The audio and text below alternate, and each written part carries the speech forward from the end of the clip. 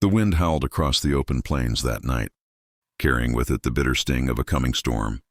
The sky was heavy with gray clouds, and the air smelled of rain and dust, a scent that promised a long, cold night for anyone without shelter. Near the edge of a forgotten ranch, an old stable stood with its wooden boards creaking against the gusts. Inside, in the dim light of a flickering lantern, a woman huddled in the corner with 3 small children, wrapped in a tattered blanket.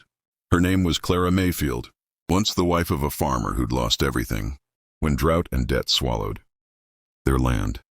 Now all she had were her children, Samuel, barely 10 but already carrying the weight of a man, Lily, her bright-eyed 8-year-old, and baby Thomas, only 3, sleeping soundly in her arms despite the cold seeping into his bones.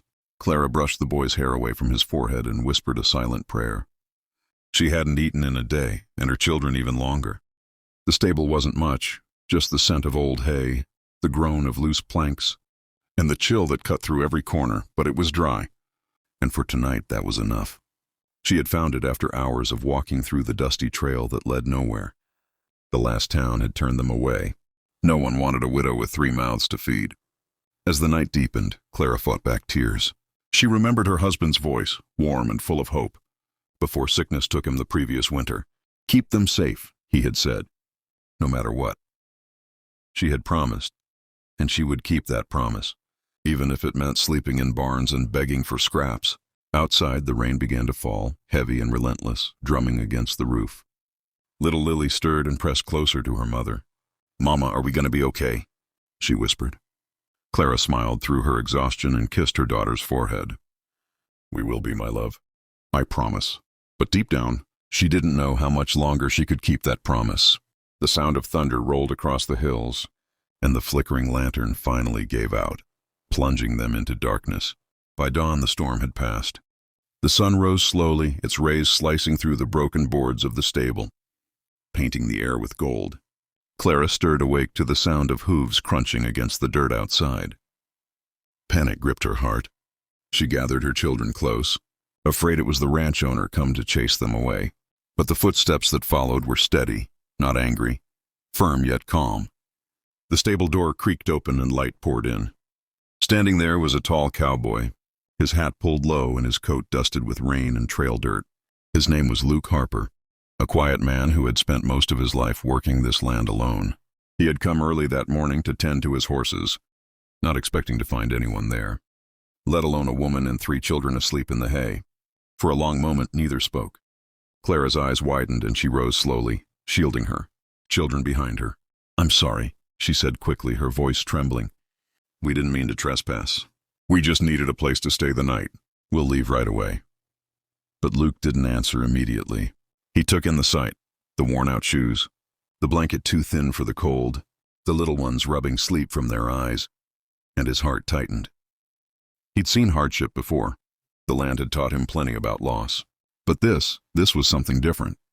It was the look of someone who'd carried too much for too long. "Ma'am," he said softly, taking off his hat, "ain't nobody gonna run you out of here. You and your young'uns look like you've been through hell." Clara blinked, unsure if she'd heard right. We'll find somewhere else," she murmured. Luke shook his head. "There's nowhere safer than here right now. You stay put. I'll fetch some food." Before she could protest, he turned and walked toward the main house. Clara stared after him, her heart pounding. She didn't trust kindness anymore. Life had taught her that kindness always came with a price. But 10 minutes later he returned, with warm bread, a pot of stew, and a wool blanket. The children's eyes lit up, and Clara couldn't stop the tears that filled her eyes. As the children ate, Luke leaned against the stable door, watching quietly. He didn't ask questions, didn't pry into her past. He only said, "Storm like that'll come again soon. Best not to travel with little ones. You can stay here for a while." She didn't know what to say. No one had spoken to her with such gentleness in months. That night, for the first time in a long while, Clara slept without fear. But Luke didn't stop there. Over the next few days, he brought clothes from his late sister's trunk, taught Samuel how to mend fences, and let Lily feed the horses. Baby Thomas would giggle every time. Luke lifted him up and called him Little Ranch Hand. Slowly, warmth returned to their hearts. And though Clara still carried the weight of uncertainty, she began to feel something she hadn't felt since her husband's death. Hope. One evening, as the sky turned pink with sunset, Clara stood by the fence and watched Luke tending to the horses. She wanted to thank him but didn't know how. Before she could speak, he looked at her with that same calm kindness and said, "You don't owe me nothing, ma'am. Sometimes the Lord just puts folks in our path who need a little light." Clara smiled, the wind catching her hair. Maybe, just maybe, this was where her new life began. The morning sun rose over the Harper Ranch, spreading a soft warmth across the valley that made the dew on the grass glisten like silver. The smell of coffee drifted from the house, and the sound of laughter, a sound that hadn't touched the place in years, echoed faintly from the barn. Clara's children were chasing one another among the hay bales, their giggles blending with the gentle whinny of horses. Luke Harper stood by the gate, leaning on the rail, watching them with a faint smile that creased the corners of his eyes. He hadn't realized how quiet his life had become until these little voices filled the silence. For so long it had just been him, the land, and the ghosts of the past. But now, for the first time, it felt like something alive had come back to this place, something that felt like family. Clara stepped out from the barn, her dress still simple but clean, her hair pulled back neatly. She looked rested, stronger. Luke noticed how her eyes, once dulled by exhaustion, now held a glimmer of peace. "You've been busy this morning," he said, tipping his hat. She smiled softly. "Your barn's cleaner than it's ever been. I suppose I just needed to feel useful again." Luke chuckled. "Well, if you keep that up, my horses might start expecting breakfast in bed." They both laughed, and for a brief moment, the heaviness of their pasts melted away. Over the next few weeks, Clara and her children became part of the rhythm of the ranch. Samuel helped Luke mend fences and carry feed. Lily gathered eggs and learned to braid rope.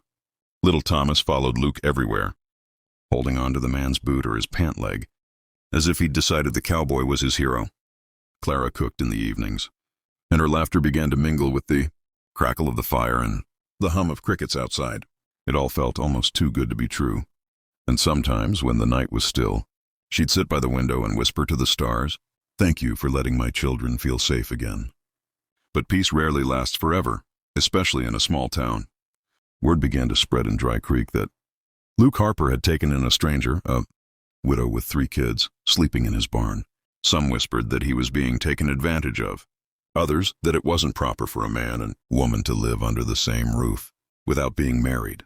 Luke heard the talk when he rode into town for supplies, but he ignored it. Still, he knew Clara would eventually hear, too.